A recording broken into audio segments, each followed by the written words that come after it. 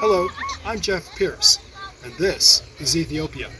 We're in Afar region, near a little town called Darsagida.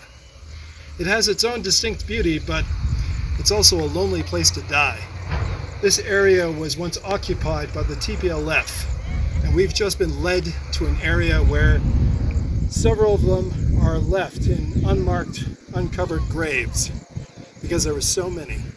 Others, the locals have covered up with rocks as best they can. And still others have probably been loaded up on trucks and carted back to Tigray for the latest atrocity to be no doubt broadcast by CNN in the future. What about the town? Well, we're going to show you what happened to it under the TPLF. Photojournalist Jamal Countess and I drove out to take a look. These burned-out tanks offer an idea of just how badly the TPLF lost the fight here about a month ago. So do the bodies, some now covered, some left exposed because there were too many. Far better, perhaps, to think about the 38 people that Darsagida lost. This shop in front of the town's mosque was hit by TPLF artillery, and when they held the town for a couple of months, they thought nothing of cooking their meals right outside the mosque's walls. Precious holy books have been damaged or destroyed in the fighting.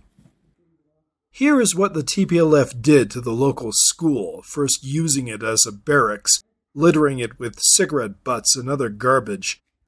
This is what passes for the school now, kids and students having to form a half-circle on the street. Muhammad was one of the men who owned a grinder for different crops, and the business was hit by TPLF artillery.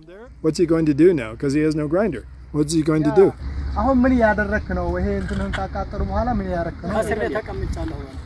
sitting in my home. I don't have any work now, so they just burned my machine. What will he do? What will he do? I can't do anything.